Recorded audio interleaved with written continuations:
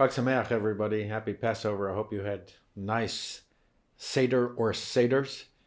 It always pleases me to remember when all the nursery school kids and the religious school kids were here every Passover a week or two before. I would go into the classes and show them everything on the Seder plate and ask them, what does this mean? Why do we do this? Why the green? Why the shank bone? And they would give me the best answers.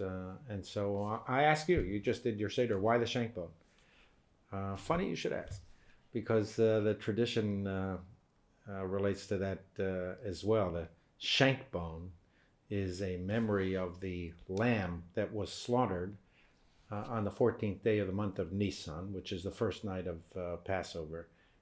And if you remember, the blood was spread over the doorposts of the Israelites' houses so that the angel of death would pass over them. And we read this passage in the book of Exodus describing that. The book of Exodus says that on the 10th day of Nisan, every one of the Israelites should take a lamb and keep watch over it for 4 days.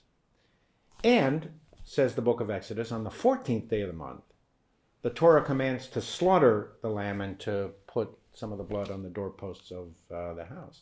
And so what the Torah states is take the lamb on the 10th day of the Hebrew month of Nisan, watch over it for 4 days, and slaughter it on the 14th day of the month of Nisan. And the rabbis, of course, wanted to know, why take the lamb on the 10th day of the month and only slaughter it on the 14th day of the month and watch over it for 4 days? What was the point of that? Why not just take the lamb on the 14th day of the month, slaughter it, consume it, and spread the blood over the doorposts of the house?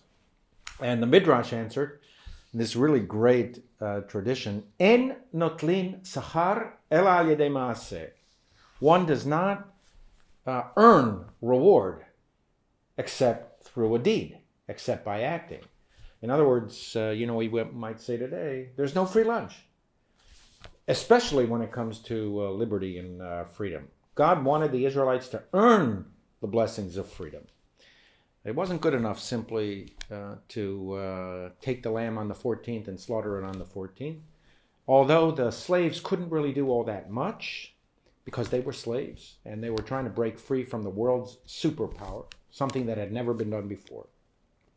Still, although God would end up doing almost all the heavy lifting, breaking the will of Pharaoh, 10 plagues, miracles and marvels, manna dropping from the sky, splitting the Red Sea, still, God wanted the Israelites to do something to earn their freedom. And that's why God gave them a task. It was kind of like a bit of a menial task. Maybe even we would consider it today make work. But nonetheless, God wanted them to do some work to earn the blessing of freedom. And therefore, even though God was going to do most of the heavy lifting, God assigned them the task of watching over this lamb for 4 days. And that's what the rabbis emphasized by this great phrase, En notlin sachar ela al yedei maaseh. You don't earn a reward unless you put in the work, unless you do the deed. So as we go through the week of Passover, which commemorates the central Jewish narrative of freedom and liberty, and we've lived through a period in the United States that even we can no longer take for granted the blessings of freedom. We have to work for it. So as we go through the days of Passover, I urge you to think about we do not have free lunches.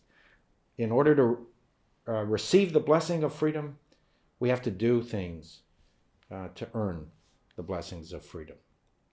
I wish you a remaining few days of Passover, a very joyous period. I hope you spend time with your family and friends in a socially distanced and safe way. Hug your children. Rejoice in the blessings of life.